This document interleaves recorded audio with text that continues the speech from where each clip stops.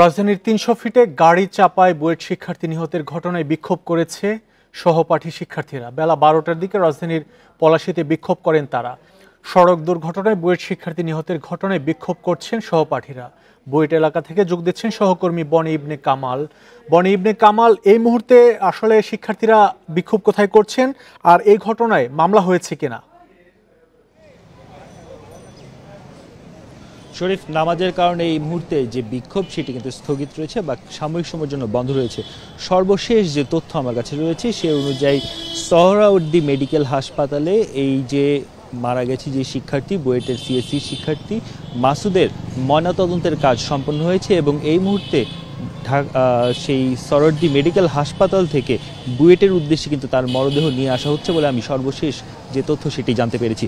এবং এখানে আনার পর তার একটি জানাজা অনুষ্ঠিত হবে এবং সেখানে আসলে এই যে বুয়েটের যারা বিক্ষুব্ধ শিক্ষার্থীরা রয়েছে তারা থাকবেন। বুয়েটের শিক্ষার্থীদের সঙ্গে আমার প্রতিনিয়তই কথা হচ্ছে, তারাও বলছিল যে এই ঘটনার যেন সুষ্ঠু বিচার হয় সেই জন্য তাদের যা যা করা প্রয়োজন, যেরকম আন্দোলন করা প্রয়োজন সেটি তারা করবেন। এবং তারা বলছিলেন যে এই যে পুরো যে ঘটনাটি পুরোটি আসলে মর্মান্তিক। আপনি জানেন যে গাড়ি চালক যে ছিল সাদমান, তার বাবা যেহেতু একজন প্রভাবশালী ব্যক্তি, সেক্ষেত্রে পুরো বিষয়টি আসলে ধামাচাপা দেওয়ার চেষ্টা করা হয়েছিল, এরকম অভিযোগও কিন্তু শিক্ষার্থীদের পক্ষ থেকে করা হচ্ছে। অল্প কিছুক্ষণের মধ্যেই এখানে এসে মাসুদের মরদেহ পৌঁছাবে এবং তারপরেই কিন্তু জানাজার কাজ শুরু হবে। এবং আমরা মাসুদের সম্পর্কে একটু জানার চেষ্টা করছিলাম। সিএসসি বিভাগের অত্যন্ত মেধাবী একজন শিক্ষার্থী, তিনি বুয়েটে পড়াশোনা করছিলেন এবং গত রাতে আসলে বন্ধু বান্ধবের সঙ্গেই কিন্তু তারা ঘুরতে বেরিয়েছিলেন এবং ৩০০ ফিটে গিয়েছিলেন। যখন ৩০০ ফিটের এখানে যায়, তাদেরকে যে পুলিশ চেকপোস্ট আছে সেই চেকপোস্টে তাদের পরিচয় জানার জন্য এবং বিস্তারিত কথাবার্তা বলার জন্য পুলিশ থামায়। ঠিক ওই সময়ে একটি টয়োটা লাল রঙের গাড়ি এসে আসলে তাদেরকে চাপা দেয়। আমি মাসুদের মরদেহ দেখছিলাম কিছুক্ষণ আগে, এতটাই সজোরে আসলে ধাক্কা দেওয়া হয়েছে যে মাসুদের ডান পা শরীর থেকে বিচ্ছিন্ন হয়ে গেছে, এমন একটি অবস্থা কিন্তু আমরা দেখতে পেয়েছি।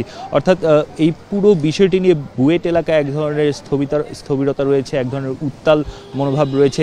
মাসুদের মরদেহ আসার পর এখানে জানাজা অনুষ্ঠিত হবে এবং তখন হয়তো বুয়েটের শিক্ষার্থীরা নতুন কোনো কর্মসূচি। এখন পর্যন্ত কোনো মামলা দায়ের হয়েছে কিনা, আর যে গাড়িটি ধাক্কা দিয়েছে সেই গাড়ি চালাচ্ছিল যে, তার কোনো লাইসেন্স ছিল কিনা?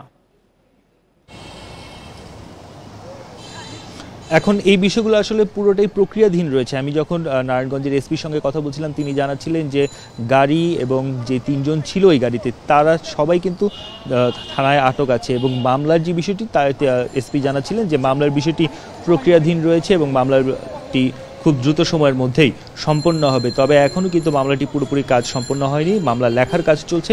মামলাটি যখন সম্পন্ন হবে তখন আমরা নিশ্চিতভাবে জানতে পারবো যে পুরো ঘটনাটি আসলে কী হয়েছিল এবং ড্রাইভিং লাইসেন্সের যে বিষয়টি, যেহেতু সাদমানের আমরা যে পরিচয় পাচ্ছি সেই অনুযায়ী আসলে তার ড্রাইভিং লাইসেন্স থাকার মতো বয়স কিন্তু হয়নি বললেই চলে।